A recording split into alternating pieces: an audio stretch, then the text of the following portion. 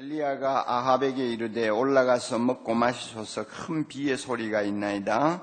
아합이 먹고 마시러 올라가니라. 엘리야가 갈멜산 꼭대기로 올라가서 땅에 꿇어 엎드려 그 얼굴을 무릎 사이에 넣고 그 사환에게 이르되 올라가 바다편을 바라보라. 저가 올라가 바라보고 구하되 아무것도 없나이다. 가로되 7번까지 다시 가라.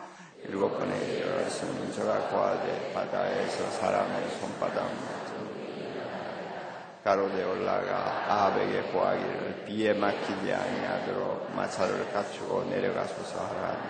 조금 후에 구름과 바람이 일어나서 하늘이 캄캄하여지며 큰 비가 내리는지라. 아합이 마차를 타고 이스라엘로 가니 여호와의 능력이 엘리야에게 임하매 저가 허리를 동이고 이스라엘로 가는 곳까지 아합 앞에서 달려갔더라. 아멘. 엘리야는 구약에 등장하는 선지자 가운데 아주 독보적인 위치를 가지고 있는 선지자입니다.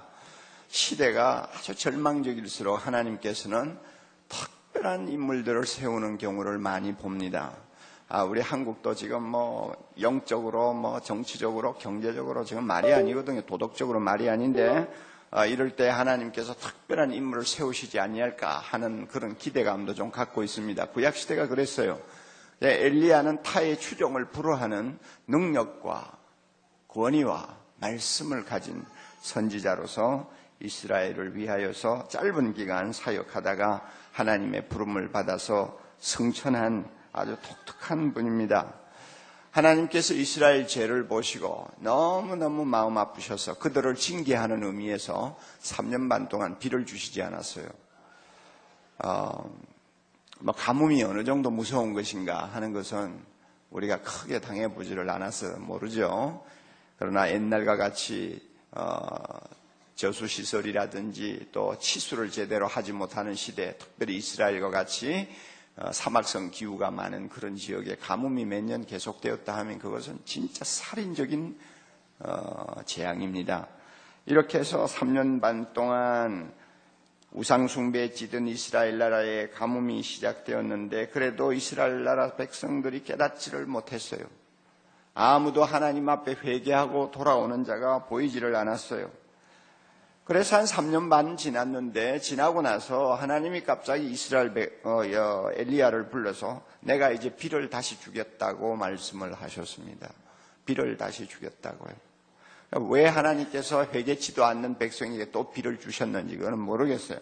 그러나 우리 하나님이 인자와 긍휼이 참 많으신 분이라 이스라엘 백성 가운데 엘리야와 같이 하나님만 섬기겠다는 사람이 7,000명 이상 숨어 있었거든요. 그런 사람을 아마 기억하신 것 같아요. 그래서 비를 다시 주신다고 했습니다. 우리가 엘리야의 이 역사적인 기록을 읽어보면 몇 가지 좀 참 이상하다 하는 생각을 느끼게 하는 장면들이 나옵니다. 그 가운데 하나가 뭐냐면 하나님이 비를 주시겠다고 하니까 기다리면 될 거 아니에요. 그런데 엘리야는 자기 시종을 데리고 갈멜산으로 올라가서 하나님 앞에 엎드려 기도하기 시작한다는 것입니다. 비를 주신다고 약속하셨는데 시간만 기다리면 될 텐데 엘리야는 그 갈멜산 꼭대기에 가서 엎드렸습니다. 저도 갈멜산 꼭대기에 가봤는데요. 별로 높은 산도 아니에요. 해발 그저 한 300m쯤 될까요? 그런 산인데 거기에 올라가서 땅바닥에 엎드려 얼굴을 땅에 대고 하나님 앞에 간절히 기도합니다. 참 이상하잖아요. 왜 주신다는데 기도합니까?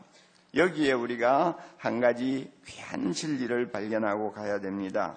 왜 기도합니까? 약속이 있기 때문에 기도하는 것입니다. 믿습니까, 여러분? 하나님이 약속을 하시지 않았다면 기도할 필요가 없어요. 그건 염불이지요. 하나님이 주시겠다고 약속하셨기에 우리는 엎드려 기도하는 것입니다. 하나님의 약속은 반드시 기도라는 그릇에 담아서 우리에게 주시도록 되어 있어요.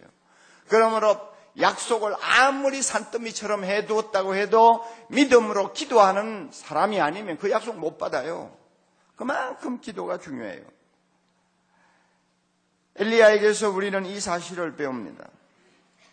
오늘 우리에게 하나님께서 많은 약속을 하셨어요. 성경을 보면 엄청난 약속들이 있죠. 그러나 그 약속들을 전부 다 농축해서 그저 엑기스만 뽑아내가지고 두 마디로 표현한다면 언제든지 기도해라, 무엇이든지 기도해라, 두 마디로 요약할 수 있잖아요. 그러니까 모든 약속이 그 안에 다 들어있는 거예요. 하나님의 약속은 그리스도 안에서 얼마든지 노가 되나니, 맞습니까? 여러분 새벽에 나오셔서 잘못하면 정신이 오락가락 합니다. 예, 오락가락 해도 나와 앉았다는 것만 해도 기적이지. 왜냐하면 하나님이 이 시간에 은혜를 주시면 좋은 사람도 받게 돼 있어요. 받게 돼 있고 정신 멍한 사람도 받게 돼 있는데, 그러나 좀 가급적이면 정신이 똑똑할 때 좀 받으면 좋잖아요. 자, 하나님의 약속은 그리스도 안에서 얼마든지 노가 되나니, 아니죠. 얼마든지 뭡니까? 예가 되나니. 얼마든지 준다 그 말이에요. 언제든지 얼마든지. 이것이 하나님께서 우리에게 주신 그리스도 안에서의 기도의 약속입니다. 우리가 이 약속 믿고 엘리야처럼 엎드려야 됩니다. 약속을 붙들고 엎드리는 자, 절대로 빈손 들고 일어나지 않는다고 말씀을 하셨습니다. 물론 하나님이 주시는 응답의 시기는 다릅니다. 그러나 우리는 참 약속을 붙들고 엎드려서 하나님 앞에 간절하게 구하는 그 엘리야로부터 배울 것이 좀 몇 가지 있어요. 우선 기도가 구체적이어야 한다는 것입니다. 구체적이다. 물론 구체적이 아닌 기도도 기도입니다. 또 모든 것을 한꺼번에 묶어서 몇 마디 올리는 것도 기도입니다. 우리가 주기도문송을 부르면서 주님이 가르쳐 주신 기도를 하나하나 우리가 음미해 보면, 하늘에 계신 우리 아버지시여 이름이 거룩히 여김을 받으시오며, 그 이름이 거룩히 여김을 받으시오며 하는 그 기도는 굉장한 포괄적인 기도입니다. 하나님의 뜻이 이루어지기를 원합니다. 굉장히 포괄적인 기도입니다. 그 기도를 하나하나 구체적으로 하자면은 하루 내해도 끝이 없고 1년 내해도 끝이 없는 기도가 그 속에 다 들어있어요. 그런데 예수님께서는 우리 보고 이렇게 기도하라 하시면서 포괄적으로 모든 기도를 묶어서 기도하는 법을 가르쳐 주셨어요. 그러므로 구체적이 아닌 기도라도 하나님 앞에 믿음으로 드린 기도는 하나님께 상달되는 줄 믿으시기 바랍니다. 그러나 우리는 개인 아니에요. 개인이거든요. 우리는 개인이고 사소한 문제까지 다 알고 있는 사람이고, 무엇이 필요하고 무엇이 없고 무엇이 있어야 되고 하는 걸 다 알고 있는 상황이니까 기도를 할 때는 좀 구체성을 갖고 기도하는 것이 좋습니다. 엘리야는 비를 주시옵소서, 이게 기도였어요. 비를 주시옵소서. 이 백성을 위하여 약속하신 대로 비를 내려 주시옵소서, 이 기도예요.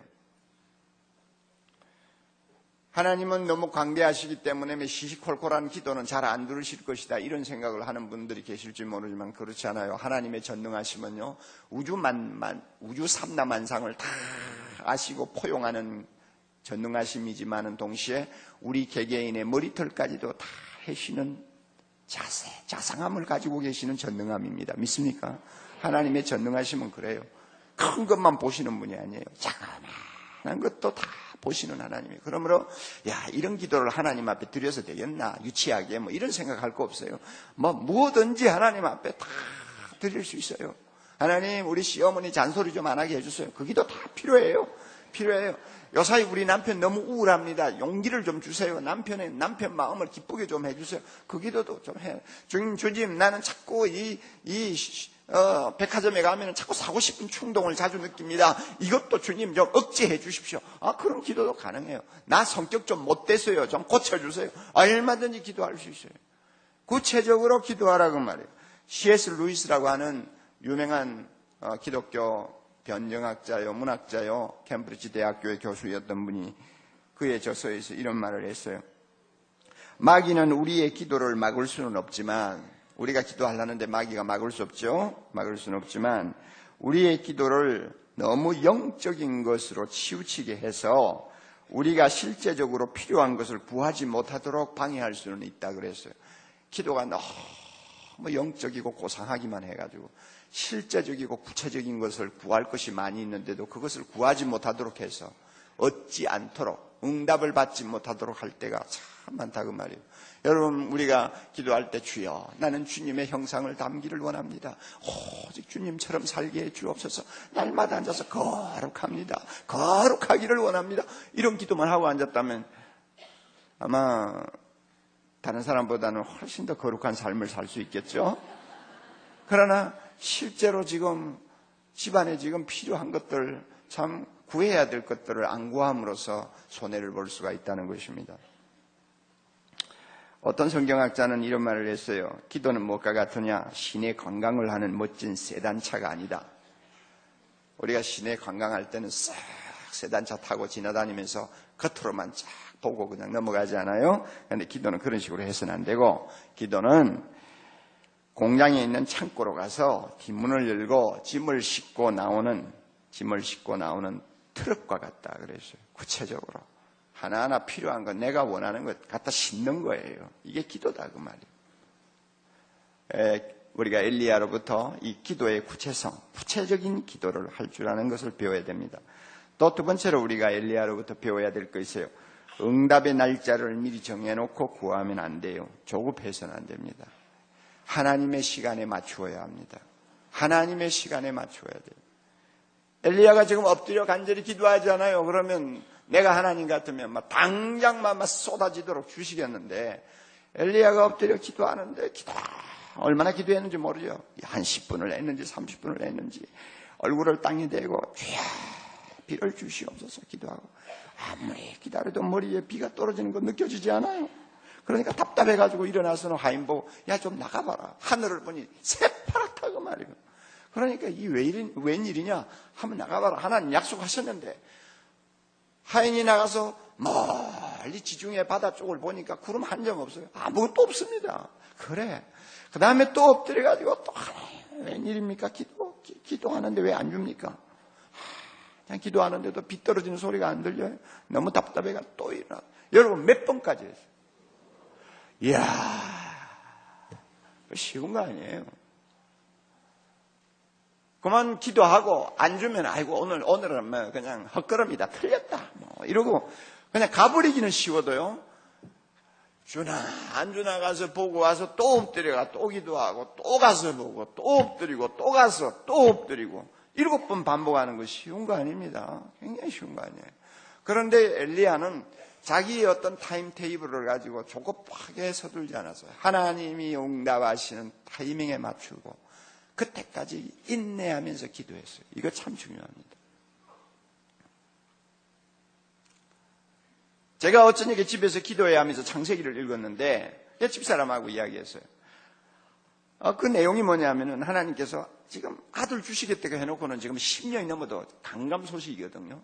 그런 아브라함을 하나님이 밖으로 끌어내가지고 하늘의 별을 가르치면서 내가 너희 자손이 저 별과 같이 많게 하겠다 하시고는 하는 말씀이, 너희 자손이 나중에 다른 나라에 가서 종이 되어가지고 한 400년 동안 섬기다가 그 다음에는 해방되어 나오겠고, 너희 후손을 종으로 삼은 그 나라를 내가 징계하겠다고 하시는 말씀을 합니다. 얼마나 어처구니 없는 이야기입니까? 지금 10년을 기다리다 아들 준다는데 아들 하나도 없는 사람. 그렇다고 또 임신이나 했나? 임신도 못하고 아직 나이는 점점 들어가고, 정말로 이거 얼마나 참 구름 잡는 이야기입니까? 그런 사람을 데려다 놓고는 지금 앞으로 100년 지나서 애굽으로 자기 후손이 들어가고 거기 가서 430년을 종살이하다 나오는 사건입니다. 그러니까 앞으로 까마득하게 500년 후에 일어날 일을 놓고 뭐 대단한 것처럼 하나님께 설명을 하고 계신다고.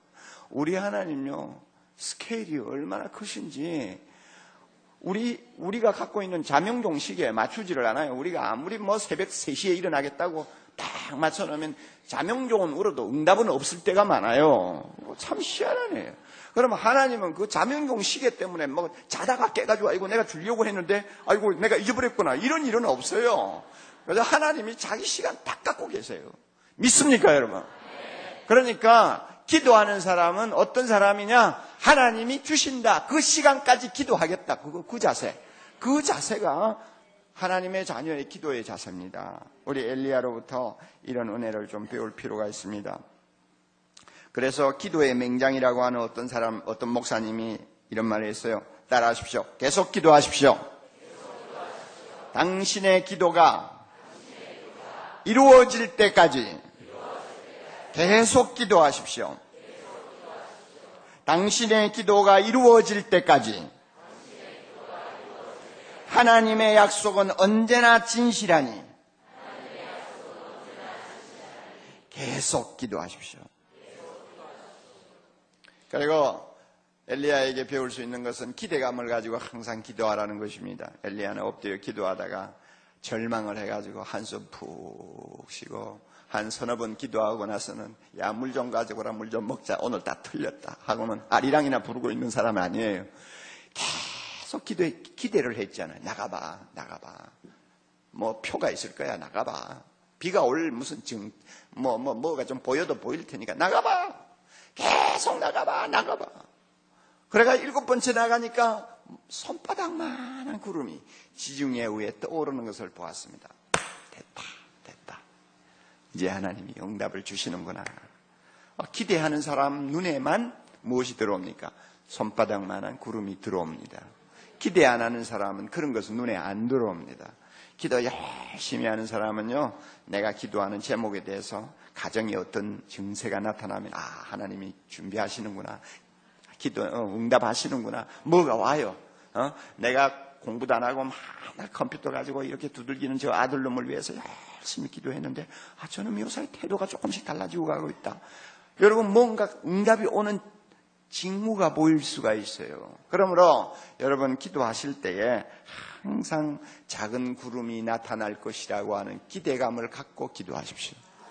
이왕 새벽에 잠도 못 자고 와서 이렇게 앉아있는데 우리 모두가 구름 조각을 보는 날이 있어야죠. 할렐루야. 우리 모두가 이 구름 조각을 보아야죠. 네. 그리고 이 엘리야에게 마지막으로 우리가 참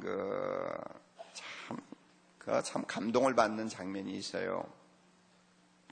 비가 막 쏟아지지 않았어요?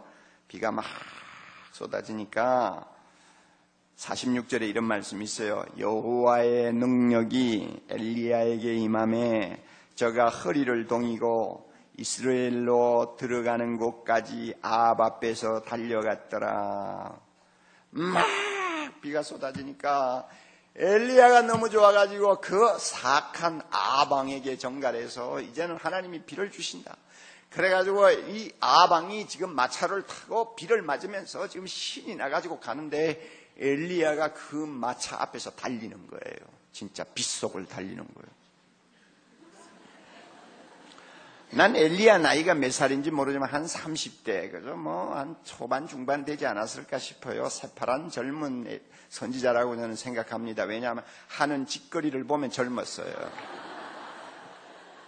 여러분, 우리 오 목사님 하는 짓거리를 보니까 진짜 젊었잖아요. 네? 젊었지. 근데 이제 저 사람 내 나이쯤 되면 어떻게 하는지 내가 이렇게 두고 볼 거야, 아마.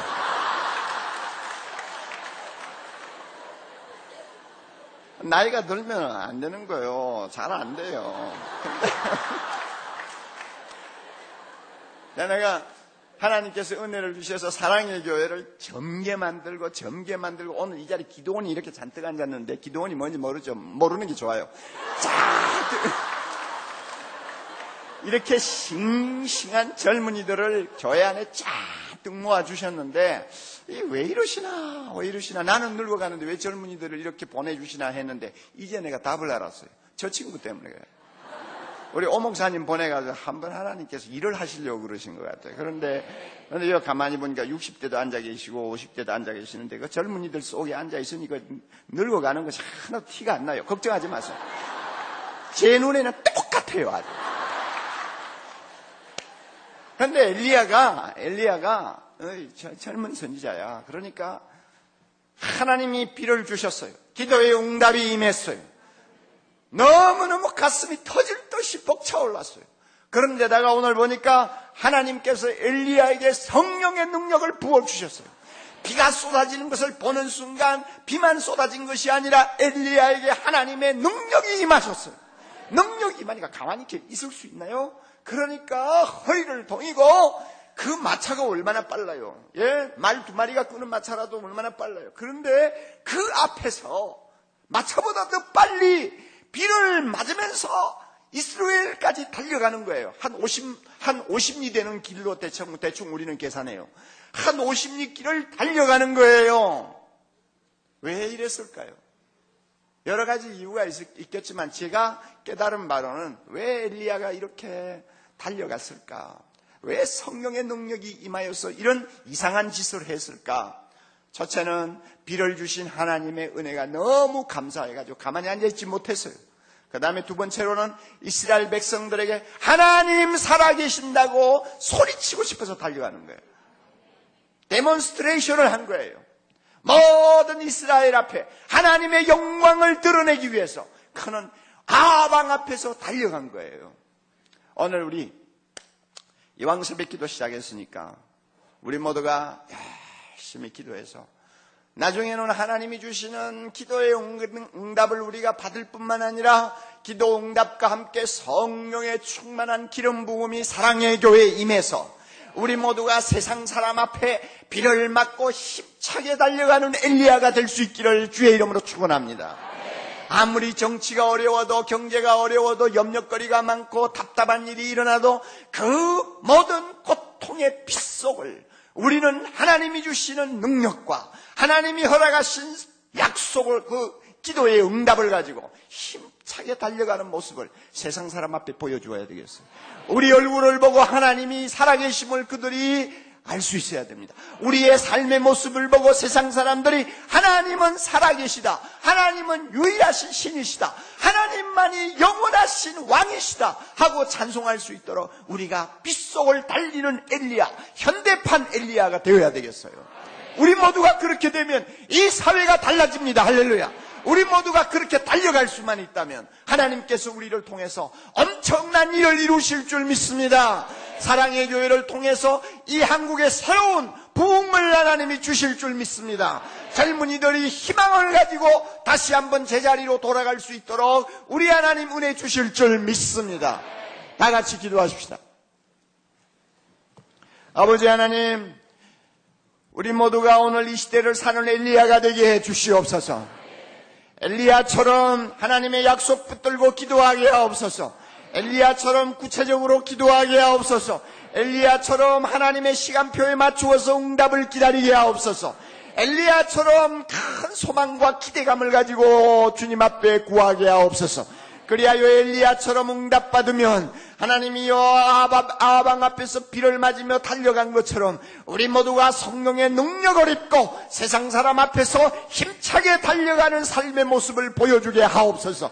그리하여 우리를 통하여 하나님이 살아계심을 온 세상이 알고 우리를 통해서 온 세상이 예수 믿고 온 세상의 죄악이 깨어지고 모든 사탄의 권세가 무너지고 어두움의 권세가 항복하는 위대한 역사가 일어날 수 있도록 해주시며 가정에 쌓여있는 문제들이 해결받게 하시고 내 마음속에 있는 모든 잘못들이 깨어지게 하시고 하나님의 영광이 나타나는 날이 있게 주시옵소서. 새벽 부흥회를 인도하는 주의 종에게 특별히 영육간의 강건함 주셔서 우리 모두가 아무리 모여 아무리 소리치고 아무리 찬송하고 아무리 기도해도 지침이 없는 능력을 그 종에게 허락해 주시고 우리 모두에게도 허락해 주시옵소서. 예수님 이름으로 기도하옵나이다. 아멘.